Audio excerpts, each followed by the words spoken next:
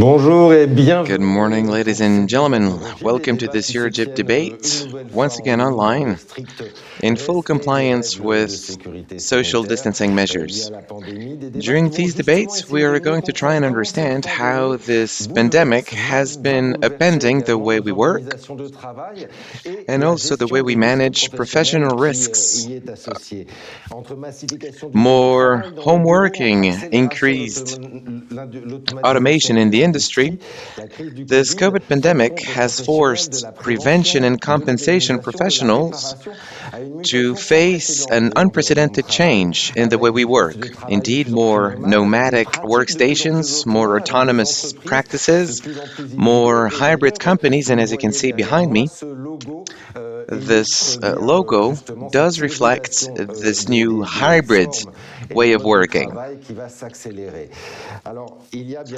But there are risks. For example, increased workloads, isolation risks, among others, and we'll see how this new hybrid company can identify opportunities for risk prevention. For example, through new prevention levers and also through addressing new audiences.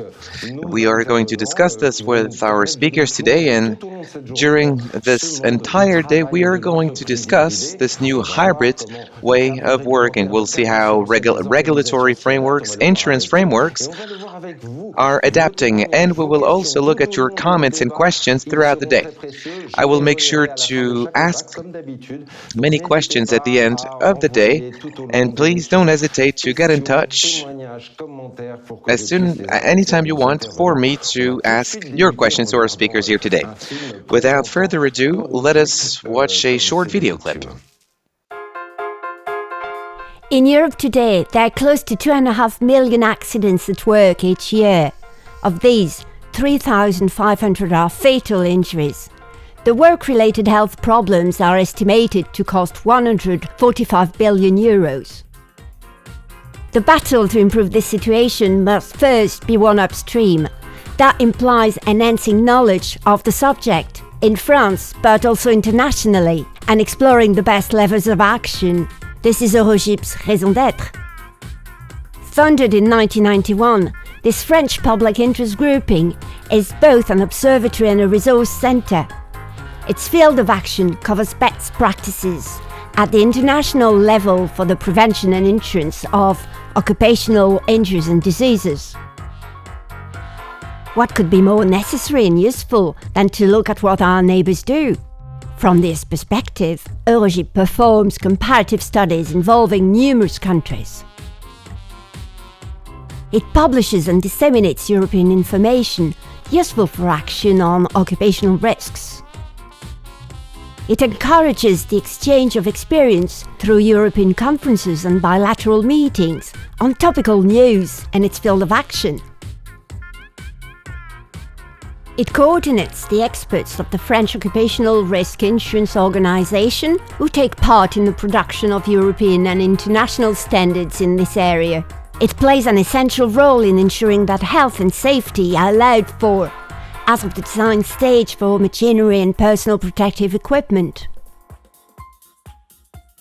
It also coordinates a network of organizations whose role is to certify these products to allow their free movement in the European market.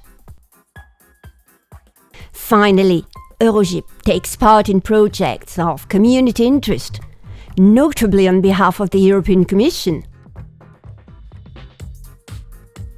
EUROGIP thus enables French actors, in conjunction with their counterparts from the other countries, to help occupational risk prevention and insurance move forward based on best practices.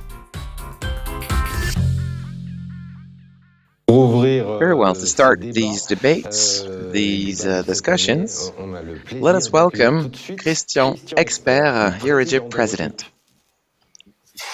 Thank you very much. Madam the Director of Occupational Risks, Madam the President of Occupational Accidents and Diseases Commission, Mr. the INRS General Director, ladies and gentlemen. It is a true pleasure to be here with you today for this 2022 EUROGIP debate. The format, online for the second consecutive year, shows that our society has been changing. There's a digital evolution that started several decades ago and with a notable acceleration these past 2 years. And professional way of working is also changing. For example, since the disappearance of the ticket puncher, the automation of industry, and the rapid development of e-commerce, more logistics and delivery activities, as well as more and more online platform workers, more digital services, tax, car registration plate services, and so on, or online medical consultation have also increased during this pandemic. Web meetings, online trainings and workshops, and also especially online meetings on health and safety at work. In other words, automation and robotization bring about a profound change of the way we work, especially in call centers, open space, working from home, working in the cloud, more maintenance activities and software development. Robotization is supposed to reduce workers' physical stress. Teleworking also removes the commute and brings the workstation at home. And also makes informal talks around the coffee machine disappear. The user is further from the operator, but these new ways of working also increase the possibility of exerting controls.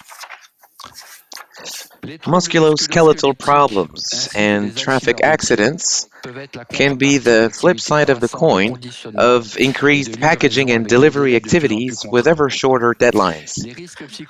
It is becoming difficult to better manage psychosocial risks, where the understanding colleagues need to be done adequately. Colleagues are fragmented, their bond weakened, and all forms of social dialogue come under pressure. And all these questions will be posed today during this debate, and we'll listen to a lot of feedback.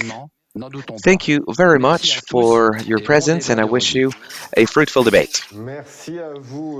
Thank you very much, Christian Expert, for setting the scene of our discussions throughout the day. We are going to kick off today's event with a roundtable. What are the main challenges, the main mutations that our society is undergoing, especially when it comes to the way we work, especially during this pandemic?